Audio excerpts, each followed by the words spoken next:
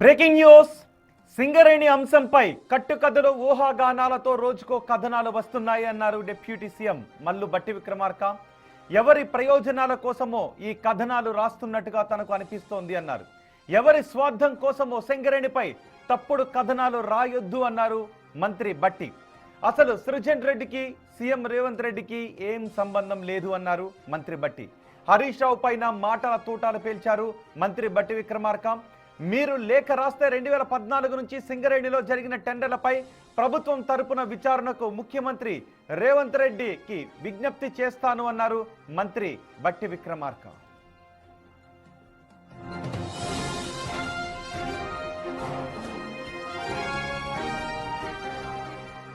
సింగరేణి అంశంపై క్లారిటీ ఇచ్చారు deputy CM బట్టి విక్రమార్క. మాజీ మంత్రి హరీష్ రావుకు సవాల్ విసిరారు బట్టి. 2014 నుంచి సింగరేణి నిర్వహించిన టెండర్లపై విచారణ జరిపించడానికి మేము సిద్ధంగా ఉన్నాము అన్నారు. హరీష్ రావు లేఖ రాయడమే ఆలస్యమని బట్టి విక్రమార్క అంటున్నారు. ఒకవేళ 2014లో మీరు అధికారంలోకి వచ్చిన తర్వాత 10 ఏళ్ల పాటు సింగరేణిలో ఏమేం జరిగాయో వీటన్నిటిపైన విచారణ జరిపించండి అని మీరు లేఖ రాయగలరా? మీరు లేఖ రాయడమే ఆలస్యం, మేము వాటిపై విచారణ జరిపిస్తాము అని బట్టి విక్రమార్క అంటున్నారు. ఈ విషయంపై సీఎం రేవంత్ రెడ్డితో నేనే స్వయంగా మాట్లాడతాను అని బట్టి విక్రమార్క అన్నారు.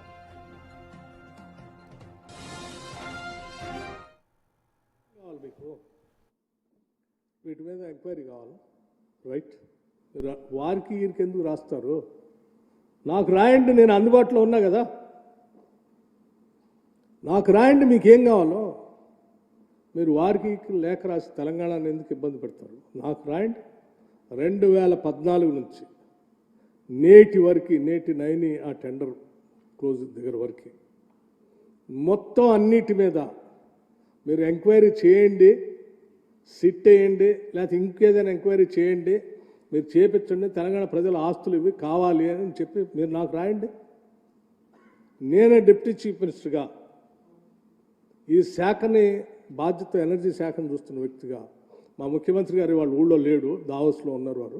వారు రాగానే వారితో మాట్లాడి వారిని ఒప్పించి మొత్తం 2014 నుంచి ఇప్పటి వరకు జరిగినటువంటి కాంట్రాక్ట్స్, బిడ్స్, సింగరేణిలో జరిగిన ఈ అన్నిటిపైన ఇంక్లూడింగ్ తాడిచెర్ల ఓబీ కాంట్రాక్ట్తో సహా మాకేం అభ్యంతరం లేదు. ఇంక్లూడింగ్ తాడిచెర్లో జరుగుతున్న ఓబీ కాంట్రాక్ట్ ఎండిఓతో సహా వీటన్నిటిపైన నేనే, మీరంటే నాకు గౌరవం, మీరు లేక రాయటం ఆలస్యం. ముఖ్యమంత్రి గారు రాగానే నేనే ఫస్ట్ అపాయింట్మెంట్ తీసుకొని పోయి వారి దగ్గర కూర్చొని వీటన్నిటి మీద ఎంక్వైరీ చేయాల్సిందే. మీరు చేస్తారా లేదా? రైట్. మల్లు బట్టి విక్రమార్క ఈ విషయంపై నైని కోల్ బ్లాక్ టెండర్లకు సంబంధించి పూర్తిగా వివరణ ఇచ్చే ప్రయత్నం చేశారు. అంతేకాదు మీడియాలో రాస్తున్నటువంటి రాతలు అసత్యాలతో కూడుకున్నవి, బీఆర్ఎస్ చేస్తున్న ఆరోపణలు కూడా అసత్యాలతో కూడుకుని ఉన్నవి. 2014 నుంచి ఇప్పటి వరకు సింగరేణిలో ఏం జరిగిందో విచారణ జరిపించడానికి మీరు లేఖ రాస్తే ఈ క్షణమే ముఖ్యమంత్రి రేవంత్ రెడ్డితో నేను మాట్లాడి విచారణకు ఆదేశాలు జారీ చేసేలా చేస్తాను, సిద్ధమా అని బట్టి విక్రమార్క అంటున్నారు. పూర్తి సమాచారం అందించడానికి Big TV associate input editor Ganesh మనకు అందుబాటులో ఉన్నారు. గణేష్తో మనం మాట్లాడదాం. గణేష్, ఇప్పటికే మనం చూస్తున్నాం తెలంగాణలో రాజకీయ కుంపట్ని రగిలించింది ఈ కోల్ బ్లాక్ టెండర్ల వ్యవహారం. ఇప్పుడు బట్టి విక్రమార్క ఇచ్చిన వివరణతో ఏం జరగబోతోంది? బీఆర్ఎస్ నుంచి ఎటువంటి రియాక్షన్స్ వస్తున్నాయి? బీఆర్ఎస్ ఇప్పటికే అంటుంది సిబిఐ ఎంక్వైరీ కావాలి, పూర్తిస్థాయి విచారణ జరిపించాలి అని. 2014 నుంచి విచారణ జరిపించండి అని మీరు లేఖ రాయండి అని బట్టి విక్రమార్క అంటున్నారు. సో మొత్తం బట్టి ఇచ్చిన వివరణను ఎలా చూడాలి? బీఆర్ఎస్ నేతల రియాక్షన్స్ ఏంటి?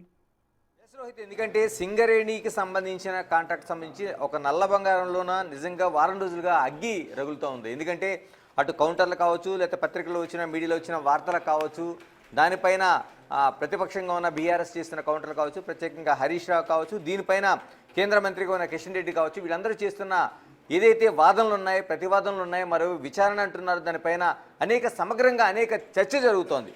దానికి తోడు ప్రభుత్వం పైన ప్రత్యేకంగా బట్టి విక్రమార్కను టార్గెట్ చేస్తున్న ఇష్యూస్ కూడా అనేకం బయటకు వచ్చాయి. వీటన్నిటికీ చెక్ చెప్తేనే ఈరోజు బట్టి చేసిన ఏదైతే ఒక మీడియా సమావేశం ఉందో చాలా వాటికి సమాధానం చెప్పేలాగుంది. మరోవైపు తాను ఏం చేస్తున్నారు, బట్ మరోవైపు సింగరేణిలో ఏం జరుగుతుంది, సింగరేణిలో గతంలో జరిగిన హిస్టరీ ఏంటి, ఇప్పుడు జరిగిన దానికి ఏంటి, ఈ వస్తున్న ఆరోపణలు ఏంటి, ఆరోపణలపైన సమాధానం ఏంటి, ప్రభుత్వం ఏ విధంగా సిద్ధంగా ఉందనేది ఒక క్లియర్ పిక్చర్ అనేది బట్టి ఈ రోజున తన మీడియా సమావేశంలో ఖచ్చితంగా చెప్పగలిగారు. ఇందులో ప్రధానంగా ఒక 4 అంశాలు మనం చూడాలి. ఒకటి, ఏవైతే ఆరోపణలు వస్తున్నాయో సింగరేణి పైన, ఈ సింగరేణి పైన ఆరోపణలపైన ఆయన క్లియర్ కట్గా ఒక సమాధానం చెప్పే ప్రయత్నం చేశారు. రెండవది, తన వ్యక్తిగతంగా హననం చేస్తూ మరోవైపు తన రాజకీయంగా దాదాపు 44 దశాబ్దాల పాటు 40 ఏళ్ల పాటు ఈ రాజకీయాన్ని ఎలా నిర్మించుకున్నారు, ఎలా పైకి వచ్చాడు ఆయన, ఏ లక్ష్యంతో వచ్చాడు ఆయన, ఇలాంటి అనేక అంశాలను ప్రస్తావించడంతో పాటు మరోవైపు ఏదైతే ఒక టెండర్లు ఉన్నాయో సింగరేణికి సంబంధించిన కావచ్చు, లేకపోతే నైనీ కోల్కి సంబంధించిన ఒడిశాకు సంబంధించిన అక్కడ ఉండే ఆ నైనీ కోల్కి సంబంధించిన ఆ టెండర్ల విషయం కావచ్చు, వీటన్నిటిపైన జరుగుతుందానికి ఆయన క్లియర్గా సమాధానం చెప్పే ప్రయత్నం చేశారు. ఇంకా 4వ అంశంగా ప్రభుత్వం ఎంత క్లియర్గా ఉందనేది ఆయన స్పష్టం చేసే ప్రయత్నం చేశారు. ప్రధానంగా మనం ఒక్కొక్క విషయాన్ని మాట్లాడుకుంటే దాదాపుగా తెలంగాణ ఏదైతే ఆత్మ సింగరేణిగా ఆయన అభివర్ణించారు. ఇలాంటి సింగరేణిని వీధిలో పెట్టే పనులు తప్పించి దీన్ని విచారణ అనేది కాదని చెప్పారు. మరోవైపు తను ఏదైతే ఉద్యోగులు అంటే సింగరేణి ఉద్యోగులు మానసిక స్థైర్యాన్ని దెబ్బతీసేలాగా అటు హరీష్ రావు కామెంట్స్ కావచ్చు, ఆయన రాసిన కేంద్ర మంత్రికి రాసిన లేఖ కావచ్చు, ఇలాంటి అనేక అంశాలను ప్రస్తావించారు. దాదాపు 4 దశాబ్దాల పాటు తన రాజకీయ జీవితాన్ని నిర్మించుకున్న దాన్ని ఏదైతే బురద జల్లే ప్రయత్నం కావచ్చు, దాన్ని దెబ్బతీసే ప్రయత్నం కావచ్చు, తన మనోధైర్యాన్ని కావచ్చు, లేకపోతే ఆత్మస్థైర్యాన్ని కావచ్చు, తన అవమానపరిచేలాగా ఇలాగ అనేక అంశాలను ప్రస్తావించారు. ఇందులో మనం కీలకంగా చెప్పుకోవాల్సింది సైట్ విజిట్ సర్టిఫికేషన్. ఇప్పటివరకు జరుగుతున్నది సింగరేణి ఏదైతే ఒక తన కాంట్రాక్ట్ సంబంధించి కావచ్చు, లేకపోతే మిగతా అంశాలకు కావచ్చు, ఆ కాంట్రాక్ట్లు పొందడానికి సైట్ విజిట్ సర్టిఫికేషన్ వెరిఫికేషన్ అనేది ఆ సైటు సర్టిఫికేషన్ అనేది కీలకంగా వస్తుంది. అయితే ఎప్పటివరకు జరుగుతుంది ఈ సైటు సర్టిఫికేషన్ వెరిఫికేషన్ సర్టిఫికేట్ అనేది కేవలం సింగరేణిలోనే తీసుకొచ్చినట్లుగా ఇప్పటివరకు అనేక కథనాలు వచ్చాయి. దీనికి తోడు బీఆర్ఎస్ హరీష్ రావు కూడా ఇదే విషయాన్ని ప్రస్తావించారు. దీనిపైన లేఖ రాశారు. కేంద్ర మంత్రి కిషన్ రెడ్డికి దీనిపైన ఒక లేఖ రాశారు. ఇది మీడియాకి రిలీజ్ చేశారు. దాదాపు ఒక 3 రోజులుగా ఇదే చర్చ జరుగుతుంది. ఎందుకంటే ఒకవైపు సిట్ విచారణ జరుగుతున్న నేపథ్యంలో ఏదైతే సింగరేణిలో జరిగిన కాంట్రాక్ట్ల పైన, దాని సైట్ విజిట్ సర్టిఫికేట్ పైన ఇలాగ అనేక అంశాలు మాట్లాడడం వలన మాత్రమే కేవలం సిట్ ఏది ఫోన్ ట్యాపింగ్ సిట్ అనేది ఒక డైవర్షన్ స్కీమ్ లాగా వాళ్ళు చెప్తూ వచ్చారు. దీంట్లో హరీష్ రావు కావచ్చు, కేటీఆర్ కావచ్చు, వీళ్ళని విచారణ చేశారనే అంశాన్ని బీఆర్ఎస్ ప్రధానంగా తెరపైకి తీసుకొచ్చింది. మరోవైపు దీనిపైన హరీష్ రావు రాసిన లేఖపైన కిషన్ రెడ్డి మాట్లాడుతూ పూర్తిగా దీనిపైన విచారణ చేస్తామన్నారు. ఈరోజు రేపు కూడా ఆయన సింగరేణి కార్మికులతో మాట్లాడడంతో పాటు అక్కడ బోర్డు సభ్యులతో మాట్లాడడంతో పాటు మొన్న అత్యవసరంగా హైదరాబాదులో ఉండే బోర్డు సభ్యులతో పాటు అక్కడ నుంచి కేంద్ర సహాయ కార్యదర్శిగా ఉన్న ఆయనతో సింగరేణికి సంబంధించిన బొగ్గు శాఖకు సంబంధించిన సహాయ కార్యదర్శితో ఆయన సమావేశాన్ని జూమ్ మీటింగ్ ఏర్పాటు చేశారు. దీనిపైన పూర్తి సమగ్రంగా అన్ని విషయాలు ప్రజలకు చెప్పాల్సిన అవసరం ఉంది.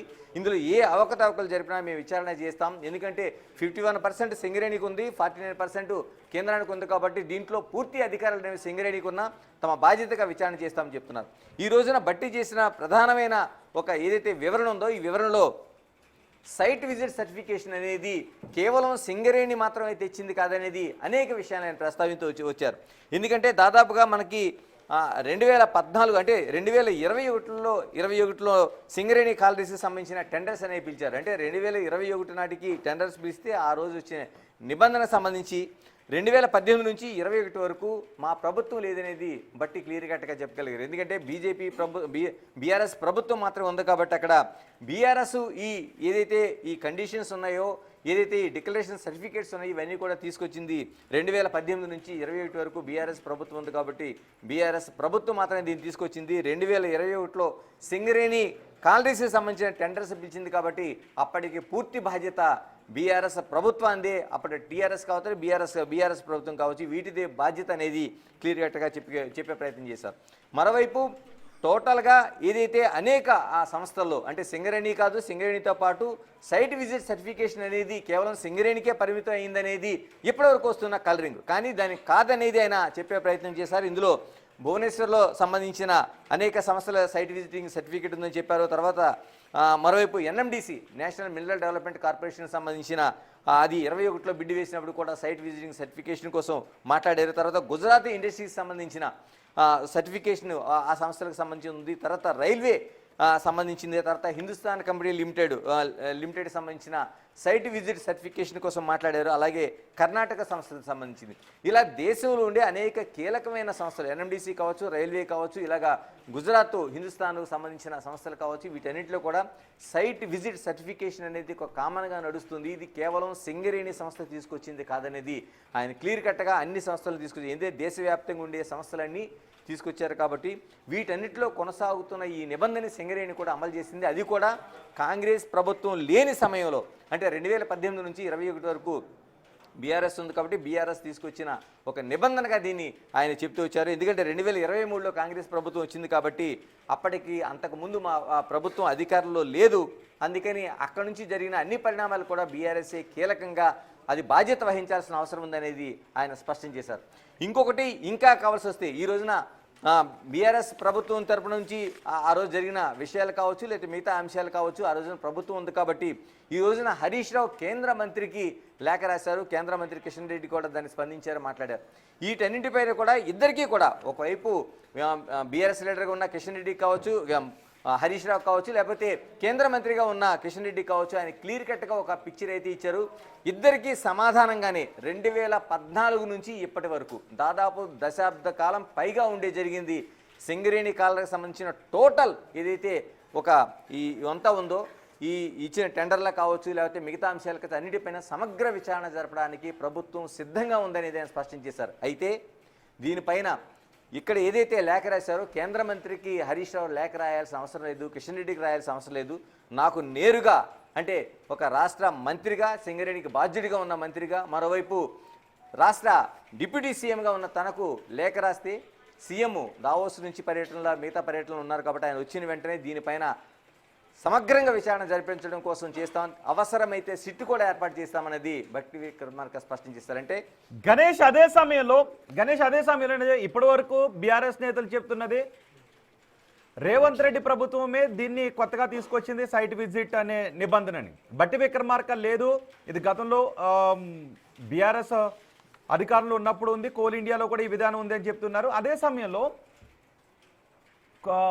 సింగరేణిలో సైట్ విజిట్ సర్టిఫికేట్స్ కొంతమందికి ఇవ్వకుండా చేయడంలో కూడా అధికారులు కుట్ర చేశారు అనే వివాదాలు వచ్చాయి. దాని గురించి, అలాగే ఇది బీఆర్ఎస్ సహాయంలోనే ఈ నిబంధన ఉంది అని భట్టి విక్రమార్క అంటున్న దాని గురించి ఎటువంటి రాజకీయపరమైన మాటలు వినబడుతున్నాయి.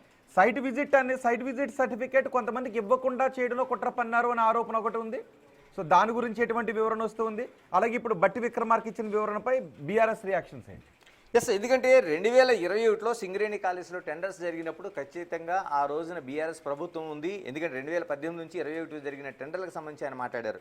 ఎందుకంటే ఆ తర్వాత కాంగ్రెస్ ప్రభుత్వం వచ్చింది కాబట్టి ఆయన చెప్తున్నది ఇప్పుడు ఓకే, సైట్ సర్టిఫికేట్ సంబంధించింది ఏ సంస్థలో ఉంది, సింగరేణిలోని కేవలం కాంగ్రెస్ ప్రభుత్వం వచ్చిన తర్వాత తీసుకొచ్చిన నిబంధన కాదని స్పష్టం చేయడంతో పాటు 2014 నుంచి ఇప్పటి వరకు కాంగ్రెస్ ప్రభుత్వం నుంచి అది సైట్ సర్టిఫికేటు ఇవ్వడం కావచ్చు, లేకపోతే ఇవ్వడానికి ఉండే రూల్స్ కావచ్చు, లేదంటే సైట్ సర్టిఫికేటు ఇవ్వకుండా చాలా మందికి చేశారన్న ఆరోపణలు కావచ్చు, వీటన్నిటిపైన సమగ్ర విచారణ, సింగరేణిలో జరిగిన అన్ని టెండర్లు, మరోవైపు ఇలాంటి సర్టిఫికేషన్ కావచ్చు, ఎవరికైనా అన్యాయం జరిగినా లేకపోతే ఇవ్వలేదని చెప్పినా ఇచ్చారని చెప్పినా అన్నిటిపైన సమగ్ర విచారణ చేయడానికి ప్రభుత్వం సిద్ధంగా ఉందనేది ఒక ఇండికేషన్ అయితే ఇవ్వగలిగారు.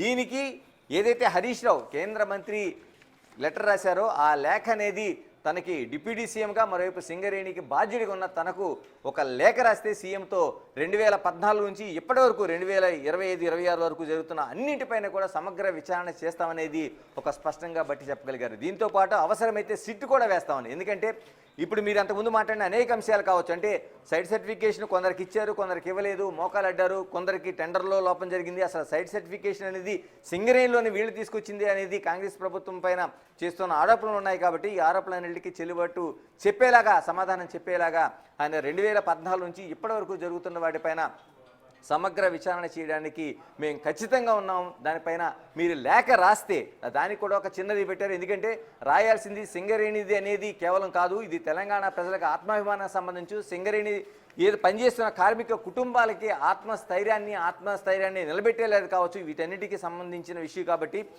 ఇప్పటికే వాళ్ళ స్థైర్యాన్ని మీరు దెబ్బతీశారు. సింగరేణి కార్మికులకు సంబంధించిన కార్మికులు కావచ్చు, కుటుంబాలకు సంబంధించింది మీరు వాళ్ళ ఆత్మస్థైర్యాన్ని దెబ్బతీశారు. కాబట్టి అలా కాకుండా డైరెక్ట్గా ఇక్కడ ఉంది కాబట్టి ప్రభుత్వం ఈ ప్రభుత్వానికి లేఖ రాస్తే తనకు లేఖ రాస్తే సీఎంతో విచారణ చేయిస్తాననేది స్పష్టంగా చెప్పారు. ఈ సమాధానం అనేది కేవలం హరీష్ రావుకే కాదు, మరోవైపు కిషన్ రెడ్డి, కేంద్ర మంత్రిగా ఉండే కిషన్ రెడ్డి కూడా ఈ సమాధానం ఇచ్చినట్లుగా అనిపించింది. ఎందుకంటే కిషన్ రెడ్డి గారు దీనిపైన విచారణ చేస్తామని 2 రోజుల క్రితం ఢిల్లీ ముఖంగా ఢిల్లీ కేంద్రంగా ఆయన చేసిన మీడియా సమావేశంలో కూడా ప్రస్తావించారు. కాబట్టి ఇలా చేయడం వల్ల గణేష్ అంటే ఇప్పుడు నైనీ కోల్ బ్లాక్ టెండర్ల రద్దు విషయంలో ఇప్పటి వరకు జరుగుతున్న రాజకీయ వివాదంలో బట్టి విక్రమార్క వివరణ తర్వాత బీఆర్ఎస్ డిఫెన్స్ లో పడినట్టుగా ఉంటుందా?